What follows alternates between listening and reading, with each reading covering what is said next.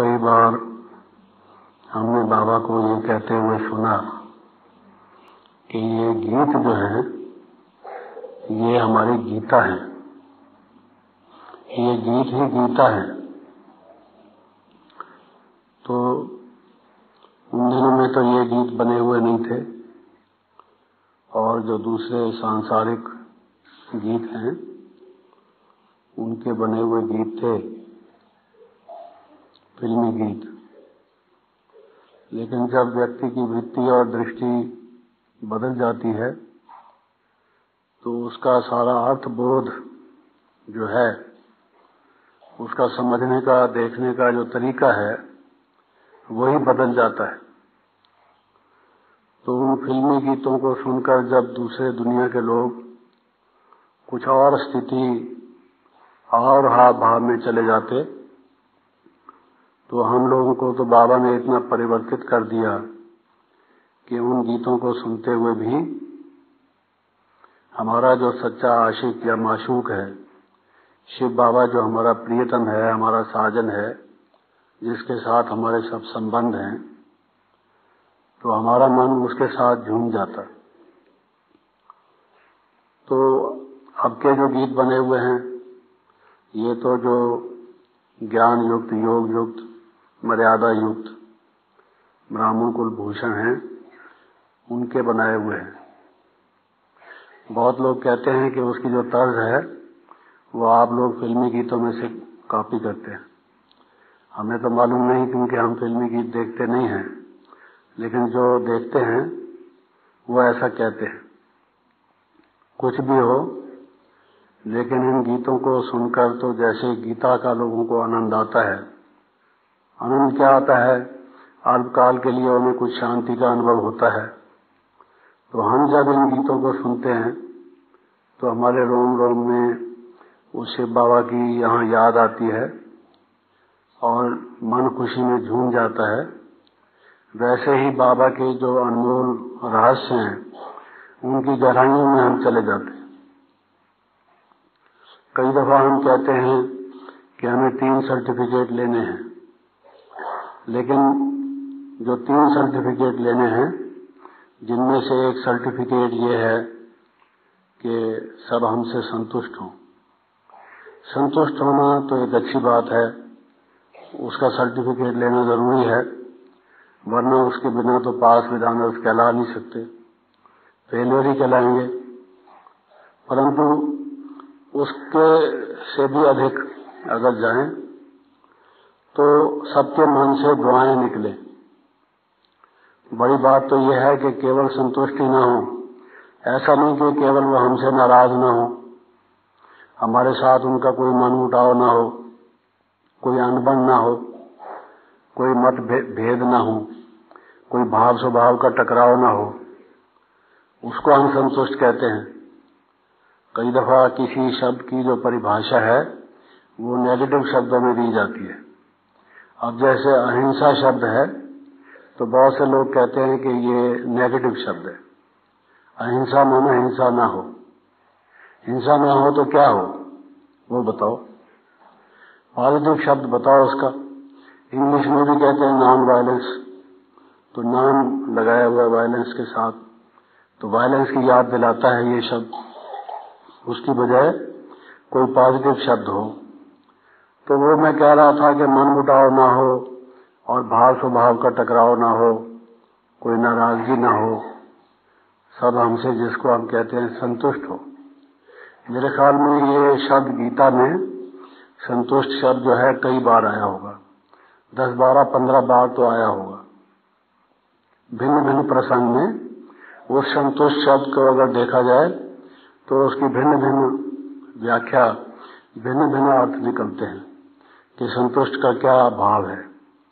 संतुष्ट का केवल यही भाव नहीं है कि लोग हमसे नाराज ना हो, हमारी कंप्लेन ना करें, हमसे कुछ उनका भेद ना हो, ऐसा ही नहीं, बल्कि उससे अधिक जो स्टेज है संतुष्टता की, उनके मन से, उनके जिगर से, उनके दिल से हमारे लिए दुआएं निकलें। वो इतने हमसे प्रसन्न चित्त हों, मुदित हों, खुश हों, हमसे निहायत खुश हों कि उनके मन से ये निकले कि व्यक्ति हूं तो ऐसे हूं, दुआ निकले। जैसे बाबा के लिए गीत बने हुए हैं, तुम्हारे साथ का अनुभव निराला है। जिन्होंने बाबा के साथ जीवन के अनमोल दिन बिताए, वो अनुभव तो अविस्मरणीय हैं। उन जैसे अनुभव दुनिया में कहीं नहीं हो सकते।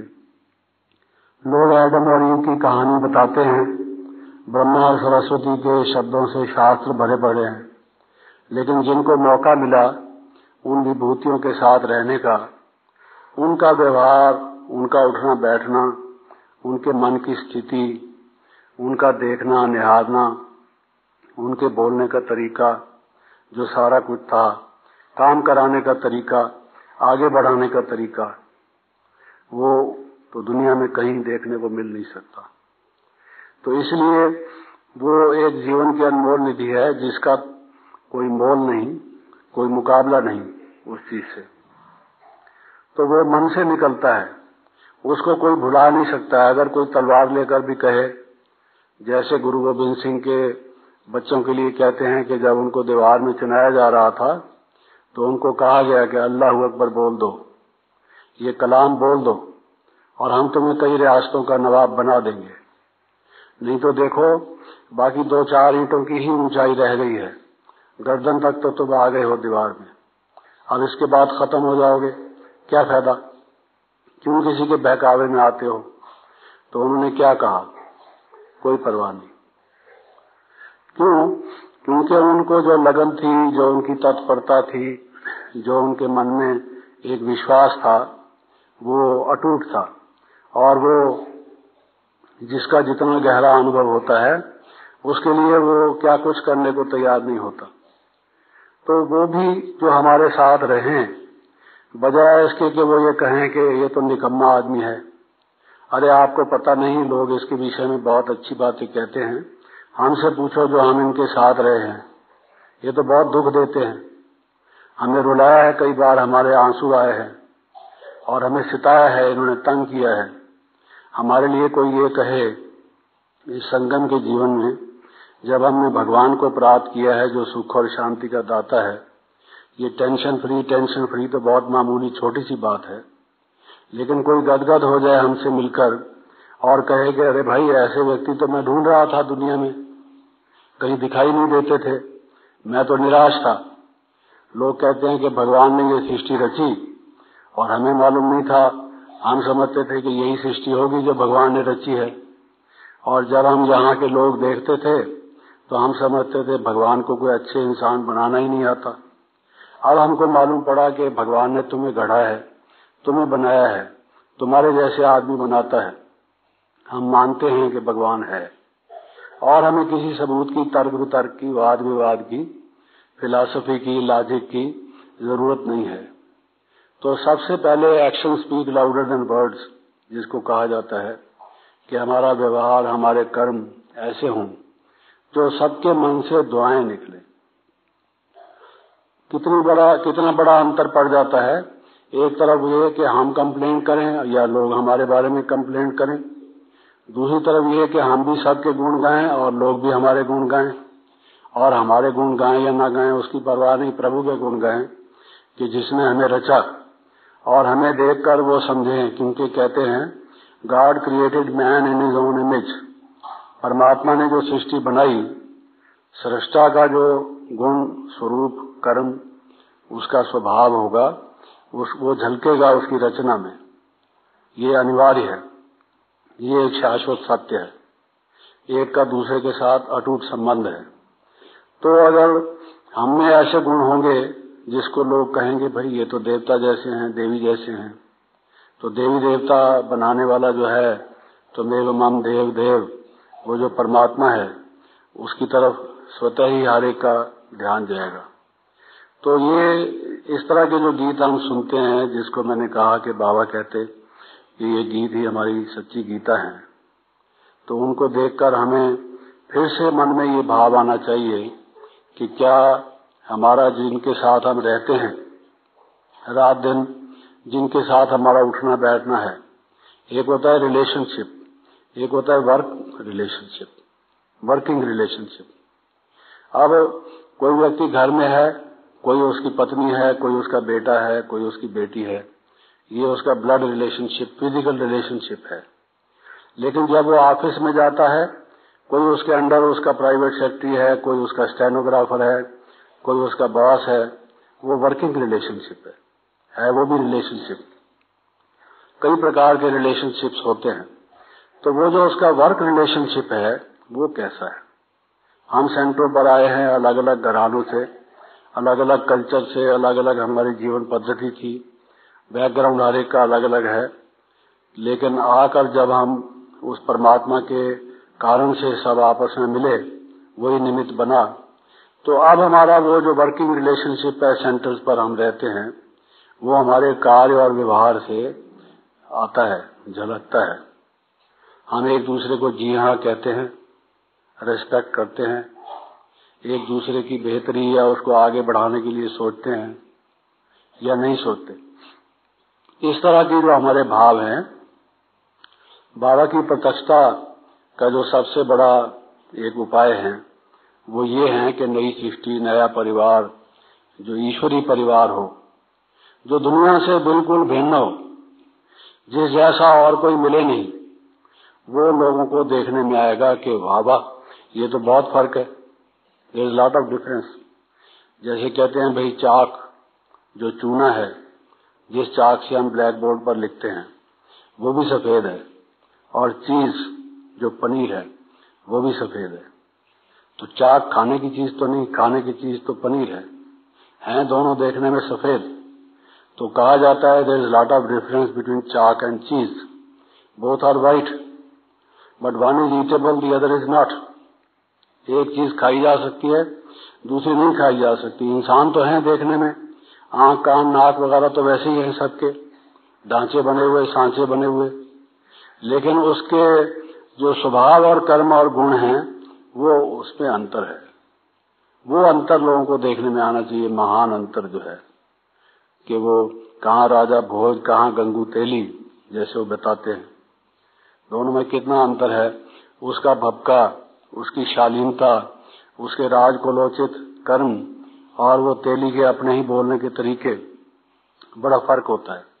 तो हम तेली हैं या राजा भोज हैं, इस पर डिपेंड करता है कि हमारा व्यवहार क्या है वास्तव में।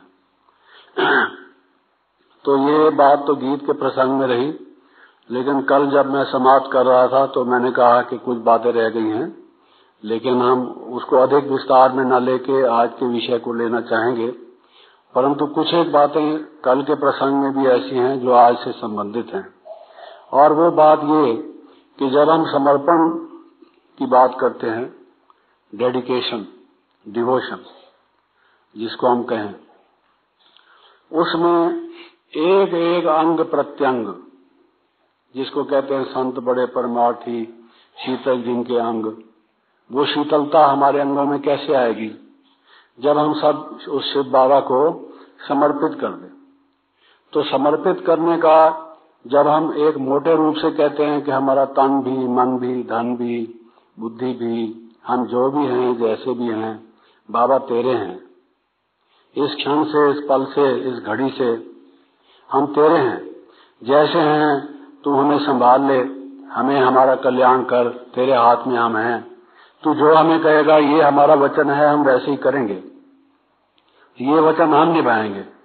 और आपका जो वचन है कि मैं आपको सब पापों से मुक्त करा दूंगा और सब विकारों से छुड़वा दूंगा, दुखों और अशांति से बिल्कुल निजात दिला दूंगा, आप अपना वचन पूरा करेंगे ही। तो ये उसका और हमारा एग्रीमेंट एक प्रकार से हो जाता है।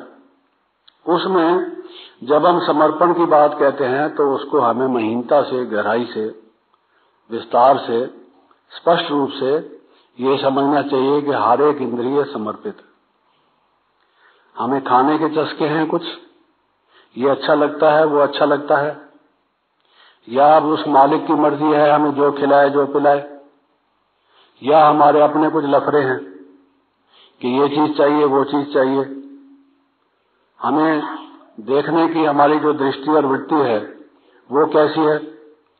जब ये हमारे नेत्र हमने भगवान को समर्पित कर दिए तो भगवान क्या चाहेगा उसके द्वारा हम कैसे देखें, वो कैसे यूज करना चाहेगा उसको, प्रेम से, स्नेह से, सद्भावना से, किसी को कल्याण की दृष्टि से, आत्मिक भाव से उसका जो देखना होगा वो देखना ही ऐसा होगा कि बिल्कुल अन्य सामान्य व्यक्तियों की तुलना में वो बड़ा अलौकिक होगा। और बाबा कहते हैं कि सी नो इविल, बुराई मत देखो। क्या हम हर एक की बुराई नोट करते रहते हैं, अवगुण नोट करते रहते हैं? तभी तो दूसरों से वर्णन करने को मिलता है हमें मटेरियल डेली। हमारा समाचार पत्र ही अलग प्रकार का है, टाइम्स ऑफ इंडिया और इंडियन एक्सप्रेस तो अलग निकलते हैं, हमारा अपना न्यूज़पेपर अलग है। देखो आज हम आपको बताएं, आज फिर उसने मेरे से झगड़ा किया। हाँ, आज फिर झगड़ा किया।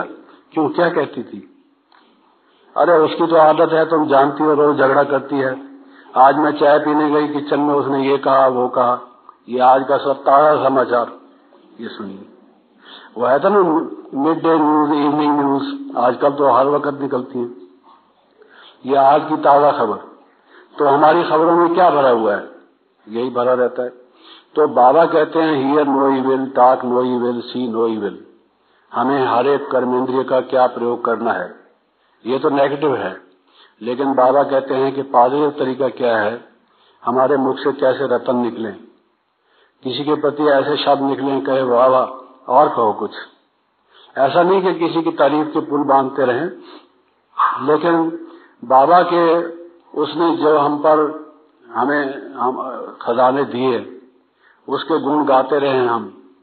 और भक्ति मार्ग में भी लोग गीत गाते रहते हैं, लेकिन अब हमारे मन से किसके गीत निकलेंगे, इस हृदय वीणा से किसकी झनकार निकलेगी? तो हम अगर उस प्रकार से हमारे मुख से बोल निकलें, हमारे नयन जो है उसको बड़ी मीठी दृष्टि से और स्नेह भाव से, दूसरे के प्रति सद्भावना से, उसके प्रति कल्याण की दृष्टि से, किसी की कोई खराबी हमें दिखाई दी, ऐसे तो नहीं आंखें बंद करके हम रहते हैं। आंखें अगर ठीक ना हो तो आंखें वाले के पास जाके ठीक करा के आते हैं। कहते हैं ना भाई कहाँ जा रहे हो? कहते हैं आंख दिखाने जा रहा हूँ। आंख दिखाने के दो मतलब होते हैं, आंख दिखाना माना आप जानते ही हैं, तभी तो आप हंस रहे हैं। लेकिन वो जो हमारे नेत्र हैं, जिसको कमल नेत्र, कमल मुख, कमल हस्त हम कहते हैं, वो कैसे बनेंगे? जब हम उसको समर्पित करेंगे। तो ये हमें देखना चाहिए कि हमारी जो कर्मेंद्रियां हैं, अगर हम इंद्रियातीत बनना चाहते हैं। किसी ने कहा भाई इंद्र की पूजा, वेदों में इंद्र की पूजा है। आप देखेंगे कि काफी हिस्सा तो वेदों का इंद्र की पूजा से भरा हुआ है। लोग समझते नहीं हैं और ये उनको विचार है कि जो ये वर्षा करने वाला है ये इंद्र है। लेकिन इंद्र शब्द की अगर आप संस्कृत में व्याख्या देखें, जिसने इंद्रियों को जीता वो इंद्र है, वो ज्ञान वर्षा करता है। जिन मनुष्यों के मन शांति से ना रही हो, सूख गए हों, जिनमें मानवता सूख गई हो, जिनमें नैतिकता सूख गई हो, उन पर वो ज्ञान वृष्टि करके जो उसको हरा भरा करता है, जो इंद्रियों को जीता हुआ जिसने है, वो इंद्र है। तो वो उसका स्पष्टीकरण है। तो इंद्र पद के देवताओं का जो अधिपति है वो इंद्र है, और वो ब्रह्मा के समतुल्य है। ब्रह्मा का एक नाम इंद्र है, क्योंकि उसने सब उसको जीता, इंद्रियों को जीता। इंद्रियों को जीता कैसे? कि उसने सब इंद्रियां जो हैं वो भगवान के समर्पित कर दी। तो अगर हम अपने पुरुषार्थ में लगे रहेंगे, मैं नहीं समझता, बिल्कुल नहीं मानता, इस बात को मानने के लिए किसी भी हालत में तैयार भी नहीं हूं कि हम कोई अपने मन को खुद ठीक कर सकते हैं या अपनी इंद्रियों को खुद जीत सकते हैं।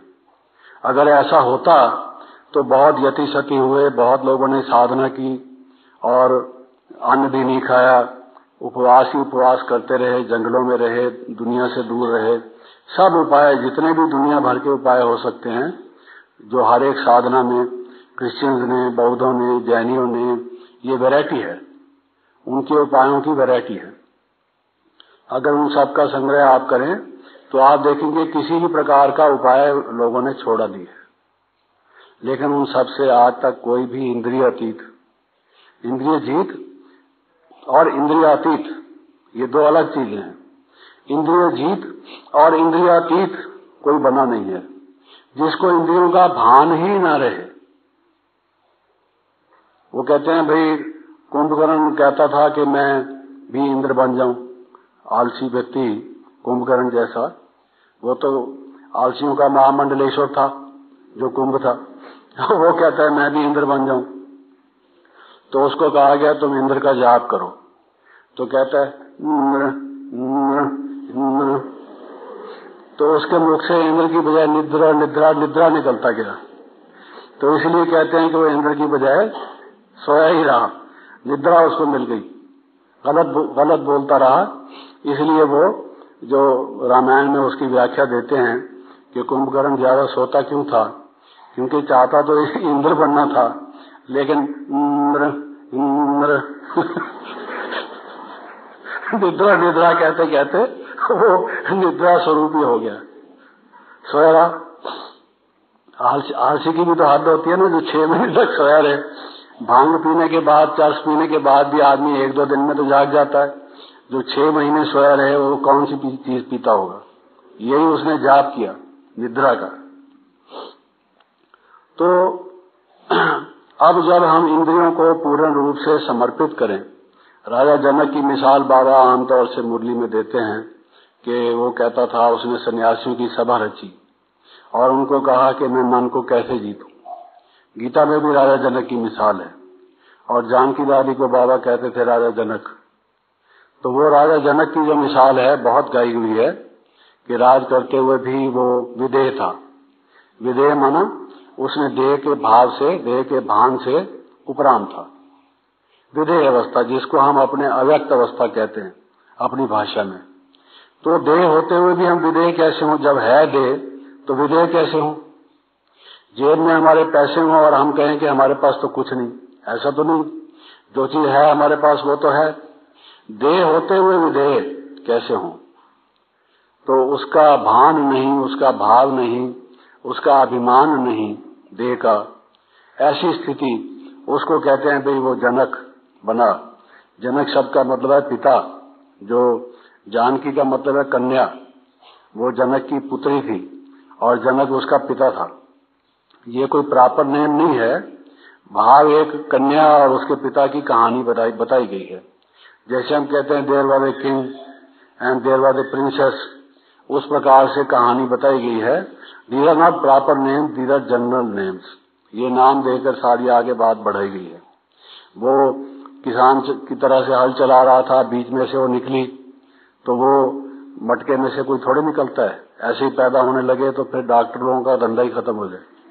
ये सारे गायनोकोलॉजिस्ट तो एक ही दिन में डिसमिस हो जाए सब, कोई ऐसी बात तो होती नहीं।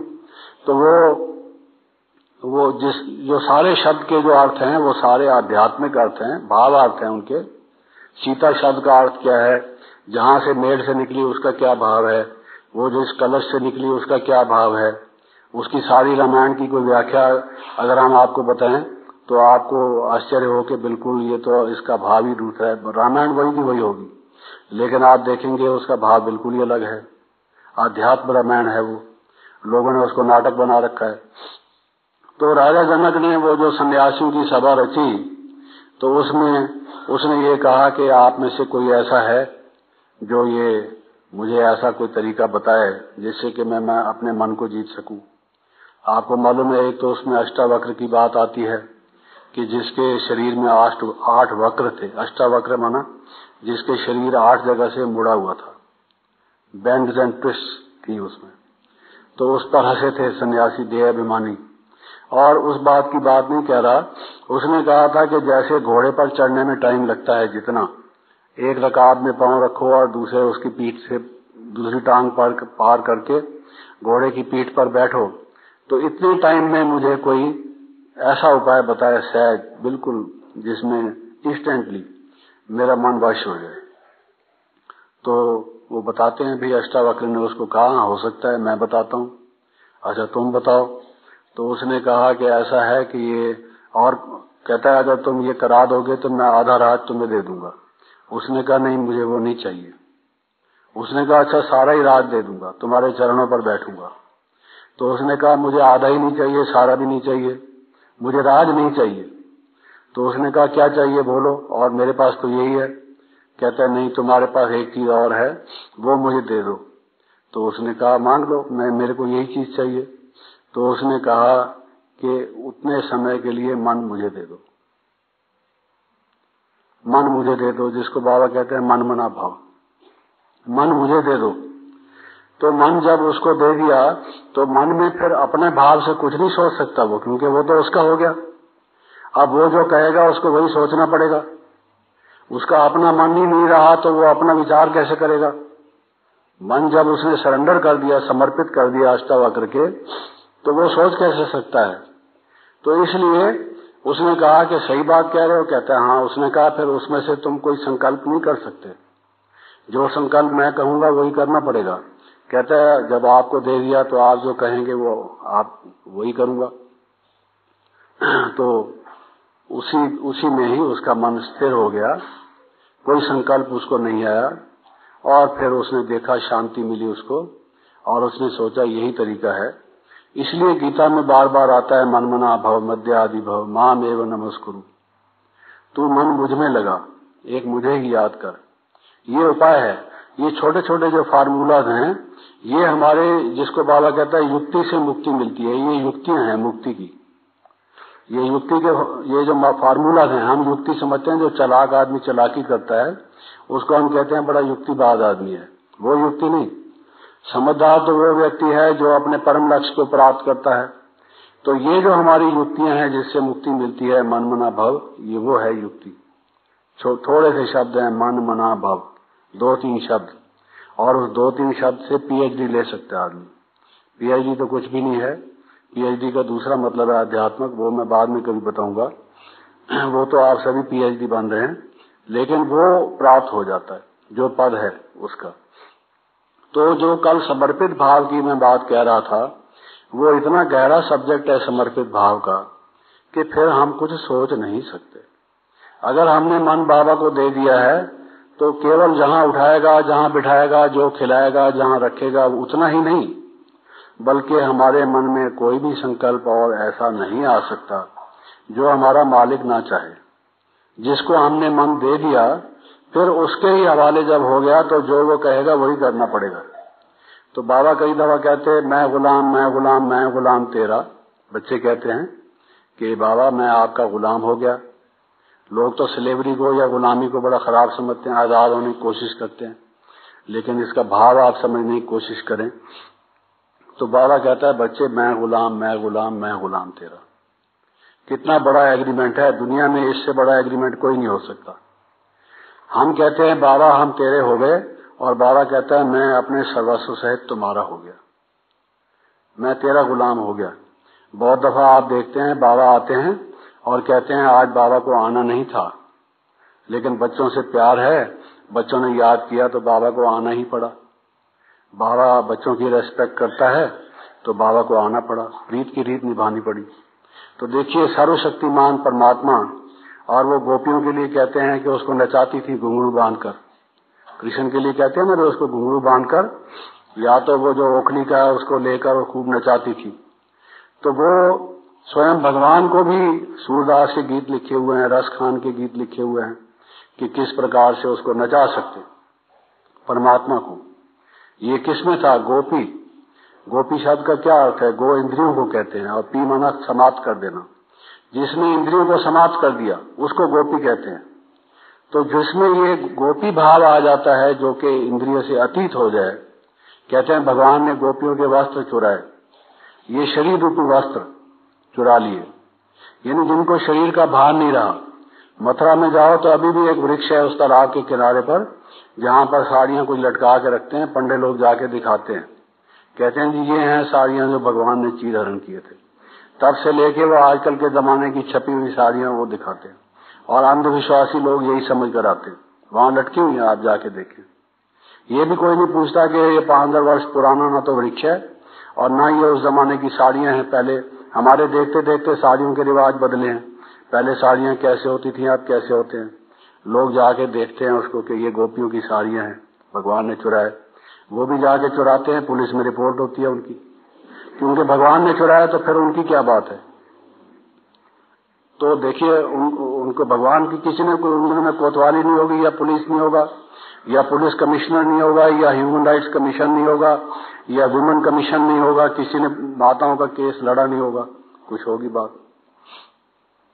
तो वो जो इंद्रियों को जब तक हमने समर्पित नहीं किया है, योग लग ही नहीं सकता।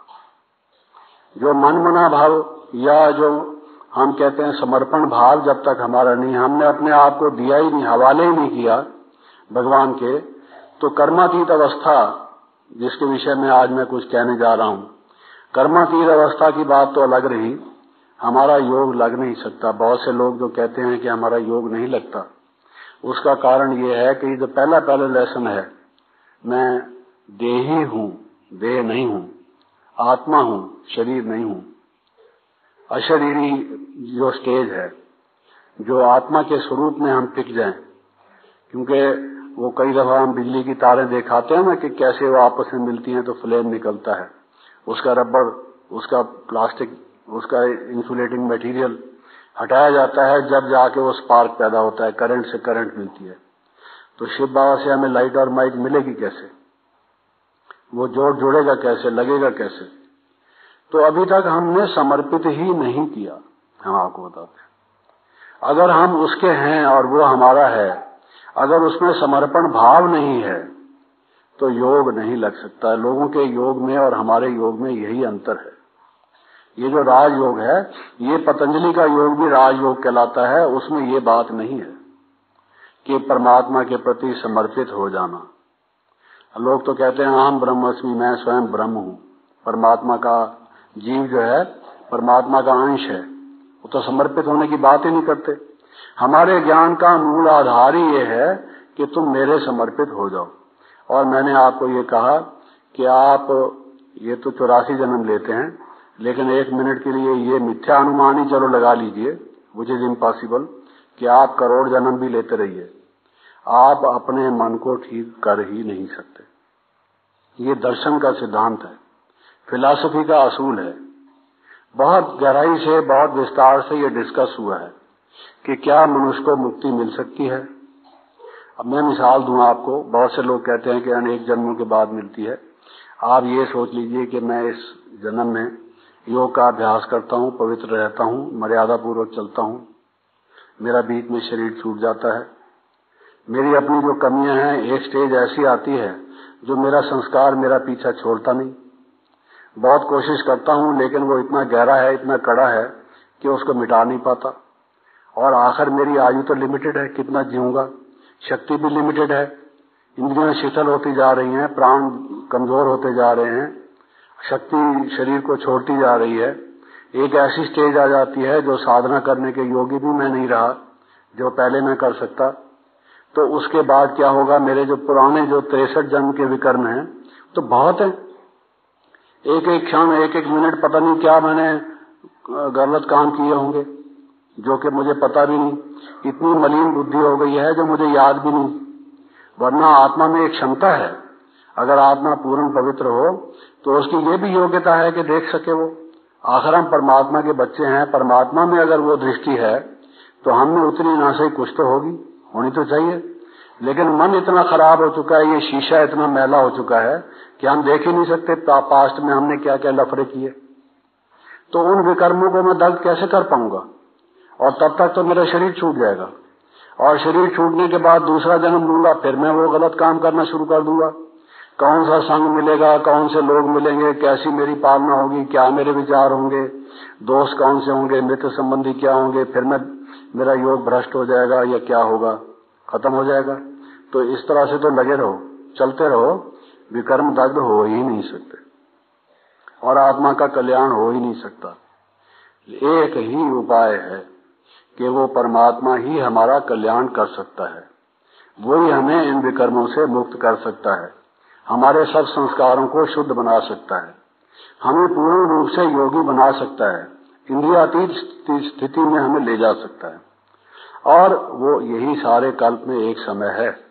इस समय को गंवा दो, वो कहते हैं भाई गया वक्त फिर हाथ आता नहीं, ये मौका फिर हाथ में आने वाला नहीं है, इसलिए उसका नाम कल्याणकारी है। सबसे पहला पाठ यही है कि एक ही कल्याणकारी है, उसके अलावा कहीं इधर उधर भटकोगे, दृष्टि लगाओगे। वो कहते हैं एक पक्षी था, सागर में उड़ रहा था और जगह जगह उड़ता था, पानी ही पानी था, कहीं बैठने की जगह थी नहीं।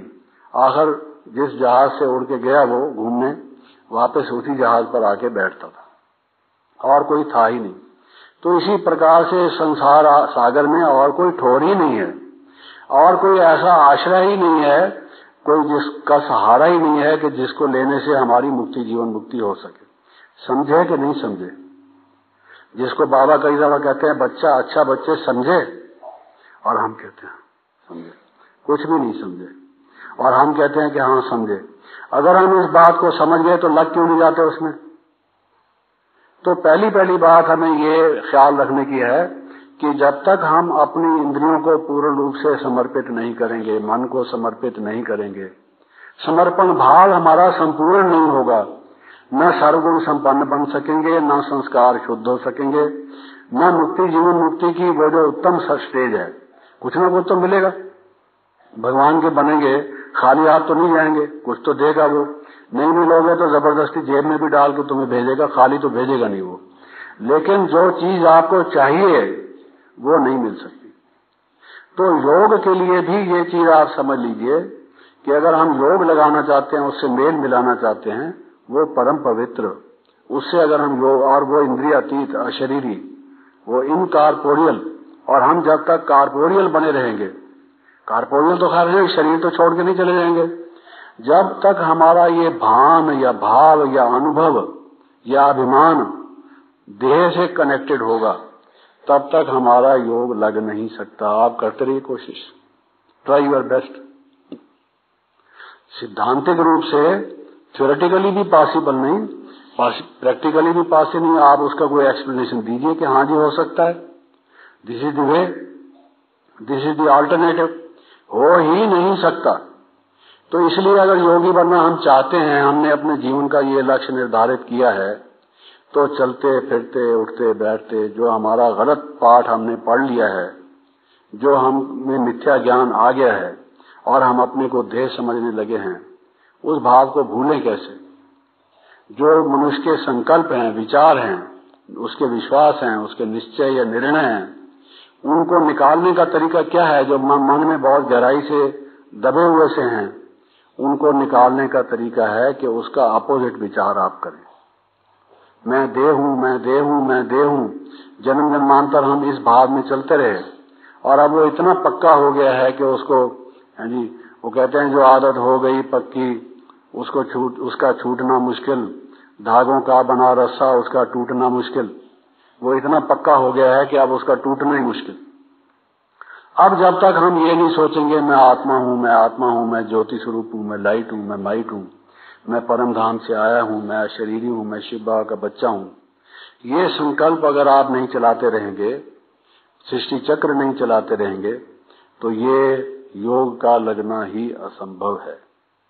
आप ट्रैफिक कंट्रोल के गीत बजाते रहिए, रेड लाइट करते रहिए, पालती मार के बैठे रहिए, आंखें खुले रखिए, बेशक सामने देखिए, भ्रिकुटी पे देखिए या नेत्रों में देखिए, do what ever you like, लेकिन ये अनुभूति तब तक नहीं हो सकती। ये पक्की बात है।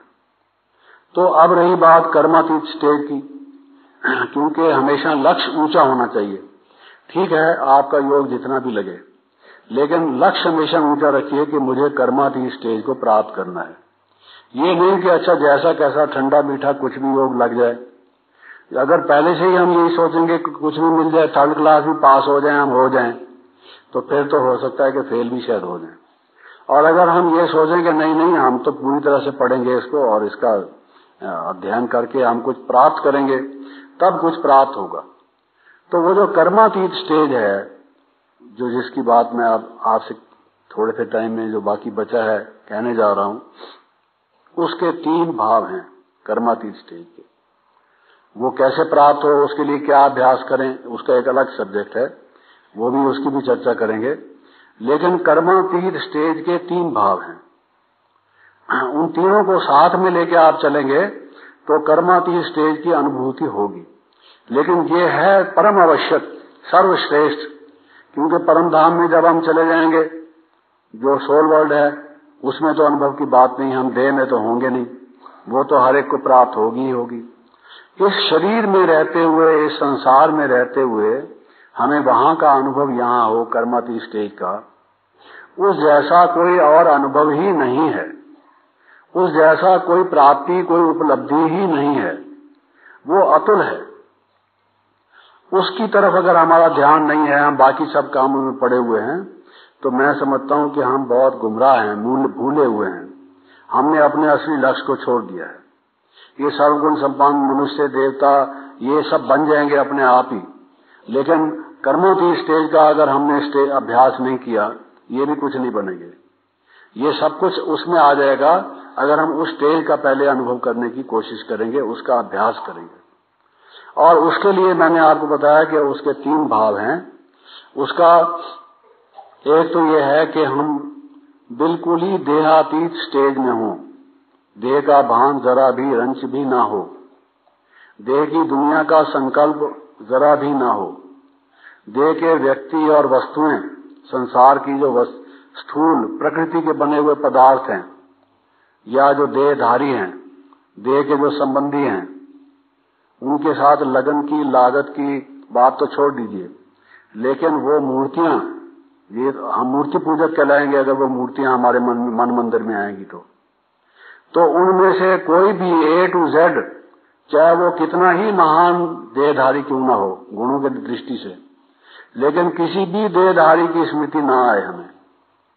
बिल्कुल उस स्टेज में हम हों, देहातीत स्टेज में, कर्मातीत स्टेज में।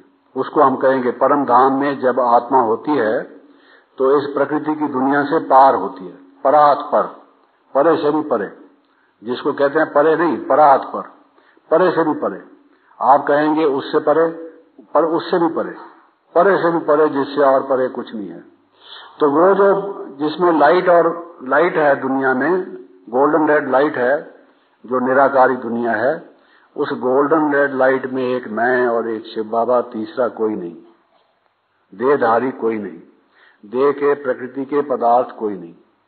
वो जो मेरी स्टेज है, उस स्टेज पे मैं जाऊं और उसका अनुभव करूं। ये उसका एक पहलू है, उसका विस्तार बाद में कभी बताएंगे।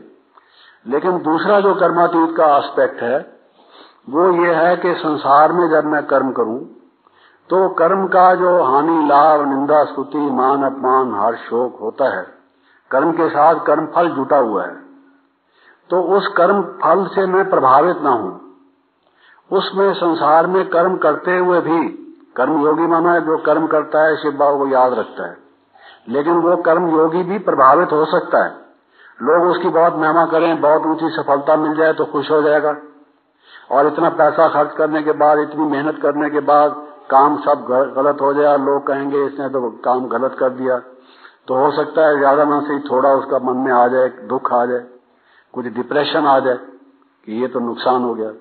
नहीं, जो इससे जरा भी प्रभावित ना हो, साक्षी दृष्टा होके, उपरामचित होके, इस संसार से संसारातीत होकर वो देखता रहे, और वो उस स्थिति में मान, अपमान, हानि, शोक वगैरह का जो है उस पर कोई भी असर ना हो, जिसको हम कहेंगे कर्मातीत स्टेज, यानी कर्म के फल से भी अतीत।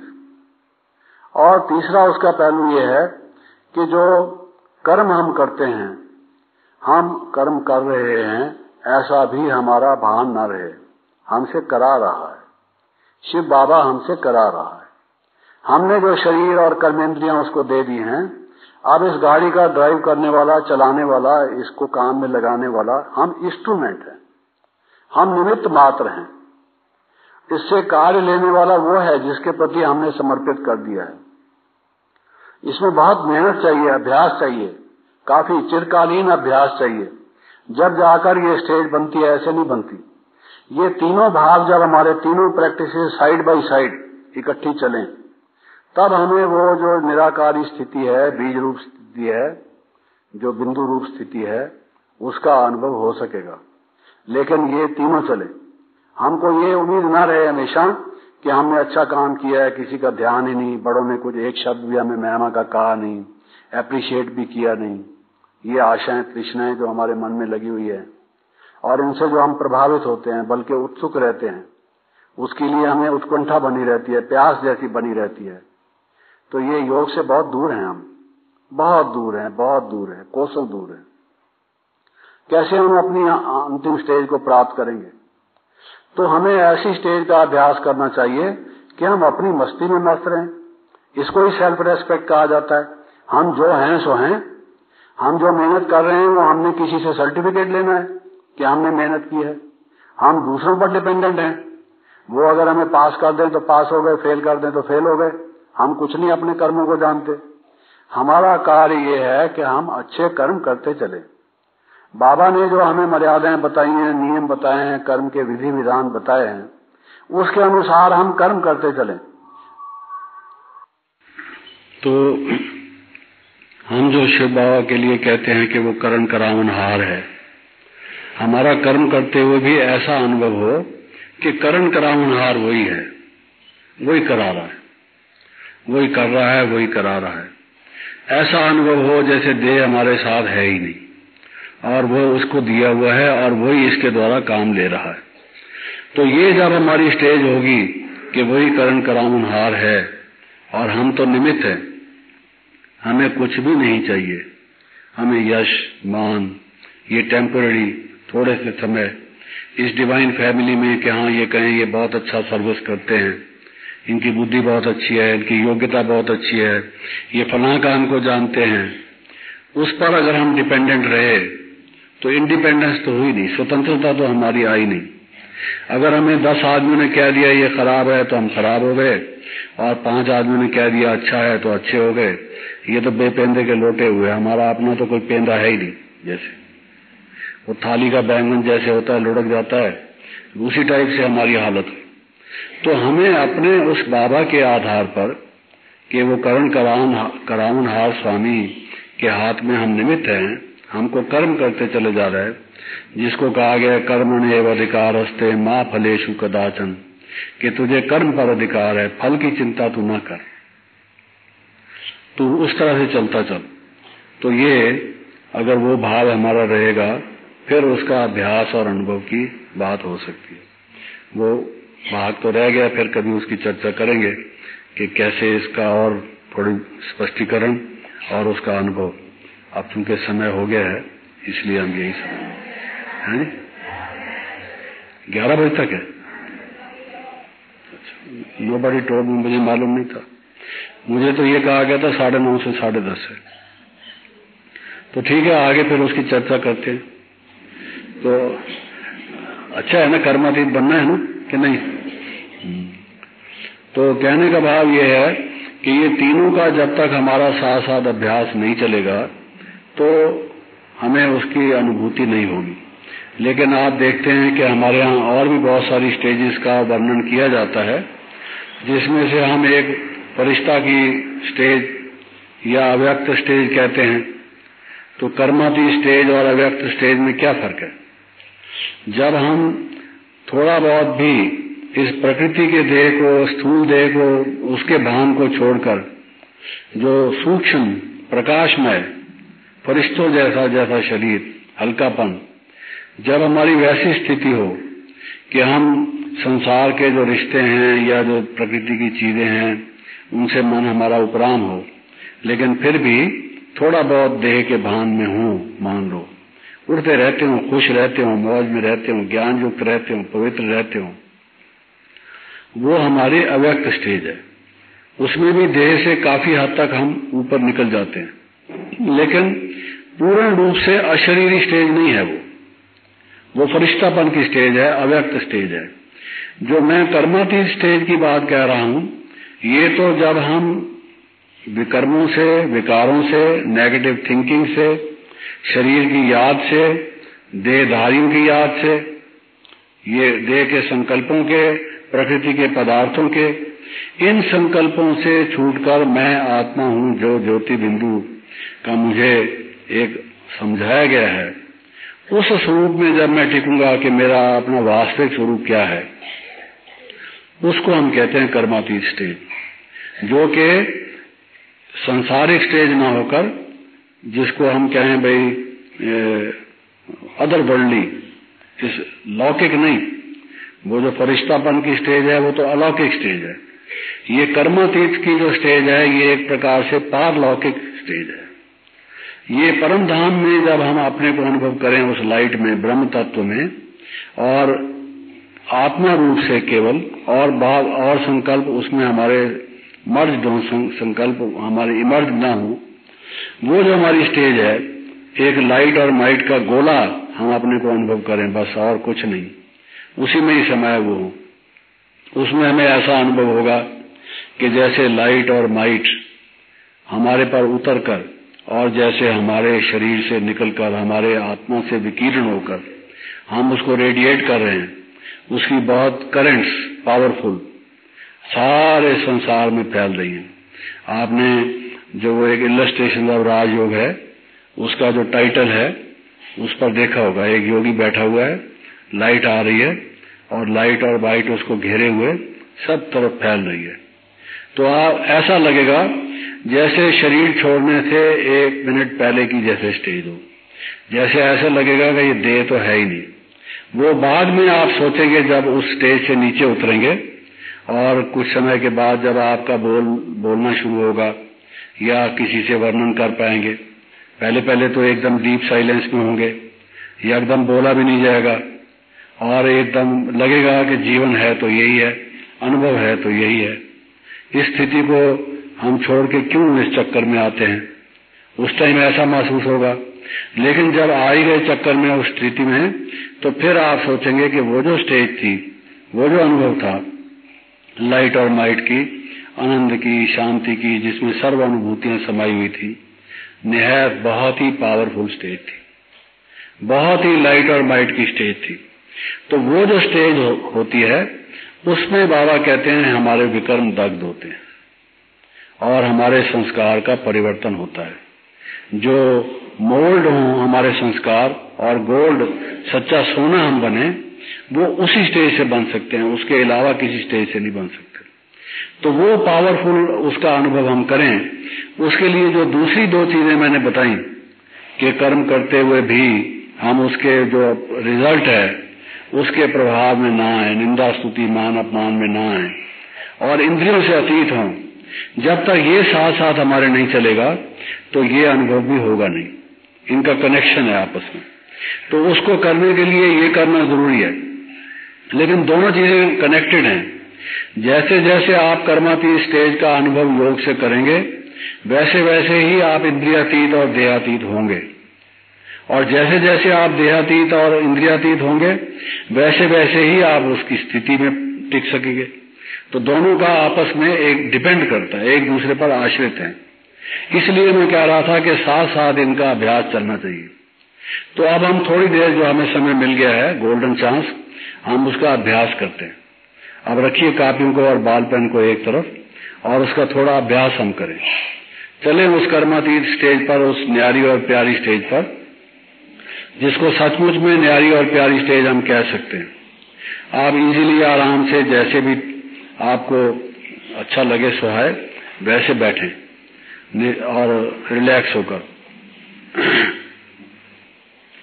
परम धाम में। वो ये था कि बैठे हुए भी हम चल रहे थे और उन्होंने कहा कि हम चल रहे हों तो भी हम वहां बैठे होते। तो दोनों बातें अपनी अपनी जगह ठीक थी। और बाबा ने कहा भले हम चल रहे थे लेकिन तो भी हमारा मन जैसे दुनिया वालों का चलता है वैसे नहीं चल रहा था, हमारा मन तो वहीं स्थिर था, बैठा हुआ था। तो अब जो हम अभ्यास करेंगे, भाई लाइट वैसे ही रहने दो, ये कोई लाइट को बंद करने की जरूरत नहीं, let it be light. Light और माइट स्वरूप है हम। तो पहले पहले आप जिस भाव में टिकें, जिस स्मृति में, क्योंकि जैसी स्मृति वैसी स्थिति होती है, तो पहले पहले आप मैं ज्योति स्वरूप आत्मा हूं जो ये सोचें, तो आपके सामने वो ज्योति बिंदु ही आनी चाहिए। वो अपने मन से खिसकनी नहीं चाहिए, बुद्धि हमारी उसमें रहे, लेकिन आप ये सोचें कि आपके चारों तरफ लाइट है। वास्तविक जो हमको दिव्य दृष्टि प्राप्त होती है, बहुत से लोग जो संसार में भी भक्ति मार्गी हैं, कई प्रकार का जो अभ्यास करते हैं, वो भी देखते हैं कि हमारे चारों तरफ ऑरास होते हैं, लाइट होती है, किसी का किस कलर का, किसका किस कलर का, जैसा उसका स्वभाव हो, संस्कार हो, वो ऑरास होती है। लेकिन हम लोग उस योग्यता को गंवा चुके हैं जिससे कि हमको वो लाइट का अनुभव हो या दिखाई दे। अभी भी जब आप योग में बैठेंगे या बैठने का अभ्यास करते रहेंगे तो आपको हर एक के आसपास लाइट दिखाई देगी। मैं ये समझता हूँ, मेरा अनुभव है, और उसके आधार पर मैं समझता हूँ कि आपको हमेशा महसूस होगी। उसी से ही बल्कि हम किसी व्यक्ति को परख पाते हैं कि ये कैसा व्यक्ति है। उससे वाइब्रेशंस जो हमें आती हैं, वाइब्रेशंस आती हैं तो लाइट होगी। कोई इलेक्ट्रिक करंट होगा तभी तो वाइब्रेशंस आती हैं, नहीं तो आप जो कहते हैं मुझे इससे अच्छी वाइब्रेशन नहीं आ रही थी, तो क्या मतलब आपका? तो कुछ होगा ना इस शरीर के अलावा जहां से वाइब्रेशन आ रही थी। तो हर एक का होता है, लेकिन हम शुद्ध रहते हैं, पवित्र रहते हैं, भगवान के याद में रहते हैं, शिव बाबा के बच्चे हैं, हम योगी हैं, ब्राह्मण कुलभूषण हैं, हमारा आहार विहार शुद्ध है, तो हमारी लाइट जो है वो भी शुद्ध है, जिसको कहना चाहिए भी व्हाइट लाइट है। और उसका जिसका जितना अभ्यास है, जितनी पावरफुल वो आत्मा है, उतनी पावरफुल उसकी लाइट होती है। तो अब आप अपने मन में वो सोचिए कि मेरे चारों ओर लाइट है। मैं तो ज्योति बिंदु हूं, लेकिन मेरे चारों ओर लाइट है। इस शरीर के साथ लाइट का शरीर है जो मुझे घेरे हुए है। उस स्थिति में आप पहुंचते चले जाएं, शरीर को भूल जाएंगे आप, और वो लाइट आप हैं, लाइट का शरीर है। चलते फिरते उठते बैठते, बाबा कहते हैं जैसे चांदनी रात में चांद को हम देखते हैं, खास करके वर्षा ऋतु के बाद, वर्षा के बाद जब चांद होता है तो चांद के आसपास आप देखते हैं एक और गोल लाइट होती है। सूरज के भी आसपास आप देखते होंगे कि सूर्य की जो अपनी रूप है उसके आसपास एक और लाइट होती है, जिसको प्रभा मंडल कहते हैं या लाइट कहते हैं, लाइट का मंडल।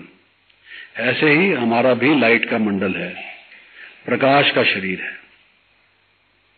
तो ये अभ्यास आप करते रहे, चलते फिरते उठते बैठते, इस शरीर को भूलिए, हम वो है। ये आत्मा का जो प्रकाश है वो रूप धारण करता है लाइट का। अब मन को परम धाम में ले जाएं, ब्रह्मलोक में ले जाएं, जहां गोल्डन रेड लाइट है, साइलेंस है, पवित्रता है, एकदम डीप साइलेंस है। और आपको ऐसा लगे कि वो लाइट, उस लाइट में मैं बिंदु रूप लाइट हूं, और शिव बाबा, मेरे प्रियतम शिव बाबा, मोस्ट बिलवेड फादर जो हैं, जिनसे मेरे सर्व नाते हैं, जिनसे मेरा घनिष्ठ प्यार है, जिनके प्रति मैं समर्पित हुआ हूं, मेरे वो परम प्रिय वो हैं। और उनकी लाइट और माइट मुझ पर उतर रही है। वो लाइट और माइट, मैं लाइट और माइट हूं, और शिव बाबा की लाइट और माइट, बाबा मुझ पर अपनी कृपा वृष्टि कर रहे हैं लाइट और माइट की। और कोई संकल्प ना आए, वो लाइट और माइट मुझ पर उतर रही है और मुझसे रेडिएट हो रही है, चाहूं वो रेडिएट हो रही है। तो आप और कोई संकल्प ना करके कुछ समय इसी भाव में, इसी संकल्प में अपने को एकाग्र करें, और फिर उसके बाद ये संकल्प भी नहीं रहेगा, बल्कि अनुभव ही रह जाएगा। आप उस अनुभव में लवलीन हो जाएंगे। अब इसका अभ्यास आप करें। आंखें सारी खुली हों तो भी ठीक है, आधी खुली हों तो भी ठीक है, जिससे आपको रिलैक्स होके अच्छा इजी महसूस हो। लेकिन वो लाइट आपको दिखाई देनी चाहिए, माइंड की आई से, मन के चक्षु से वो लाइट दिखाई देनी चाहिए, वो जो गोल्डन रेड लाइट है। और मैं जो लाइट और माइट हूं, बिंदु रूप हूं, ज्योति स्वरूप हूं, परम धाम का वासी हूं। और अपने को वहीं देखें, इस दुनिया में ना देखें। मैं वहीं हूं, लाइट और माइट की दुनिया में। और जब यहां कभी देखते हैं, अनुभव करते हैं, तो मेरा वो प्रकाश का शरीर है और मैं बिंदु हूं, उसमें ज्योति बिंदु, और मुझ पर उस शिव बाबा की लाइट और माइट उतर रही है, जो कि बहुत ही पावरफुल करंट्स के रूप में आ रही है और मुझ द्वारा सारे वर्ल्ड में रेडिएट हो रही है। बहुत पावरफुल लाइट और माइट है। उस भाव में आप टिकने का अभ्यास करें। अब इसके विषय में किसी को कोई एक आध बात पूछनी हो तो पूछ सकते हैं, फिर समाप्त करेंगे। आप में से कोई एक थोड़ा अनुभव सुनाना चाहे वो भी सुना सकते हैं, कोई एक आध प्रश्न करना चाहें, क्योंकि समय इतना है तो वो भी कर सकते हैं। है किसी का कोई प्रश्न, कोई बात क्लियर ना हुई हो, पूछ सकते हैं। ये तो कई बार कुछ कह के और समझा के थोड़ा अनुभव और प्रैक्टिस कराने की बात है। फिर भी बताने में कोई बात ऐसी हो जो आपको क्लियर ना हुई हो तो पूछ सकते हैं। कोई नहीं है? तो कभी कभी अपने को शरीर की भी भान नहीं रहती, हम योग कर रहे हैं वो भी भान नहीं रहती है, तो वो क्या योग है? शरीर हम कैसे बैठे हैं वो भी याद नहीं रहता है और कुछ याद नहीं आता। जब आते हैं बाद में ऐसा लगता है कि हम कहाँ गए, तो वो क्या योग है? उसमें बाबा की भी याद नहीं रहता है, बैठे वो भी याद नहीं रहता है, तो उसको क्या बोलेंगे? ये तो कर्मातीत से भी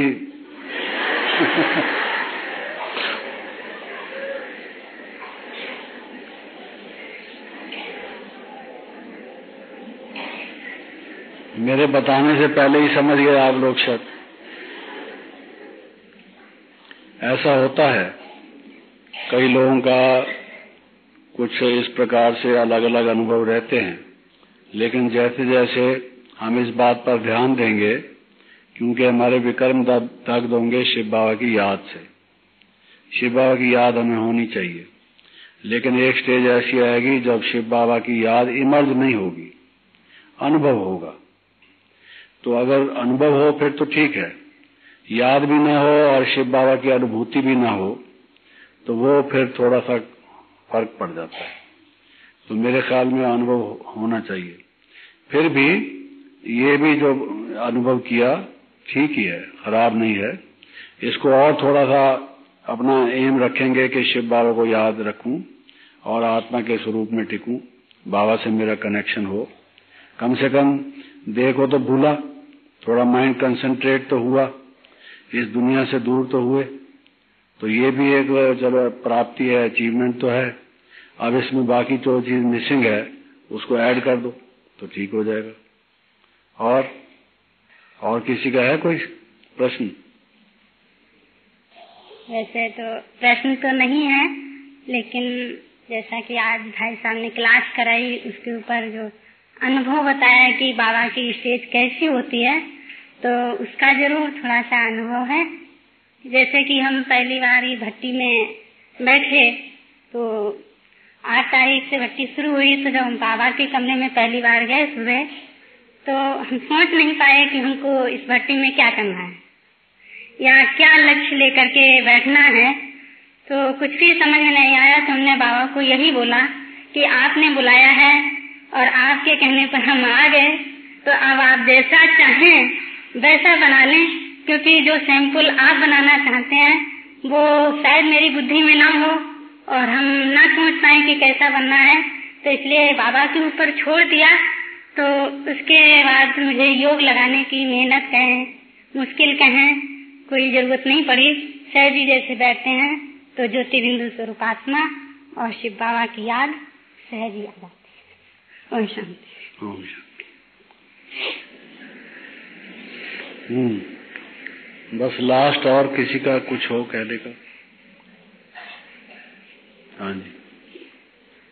आपने जब योग करने के लिए कहा, जब आप बिंदु समझो और अपने चारों ओर एक प्रकाश की काया देखो, तो वो तो अनुभव कर ही रहे थे।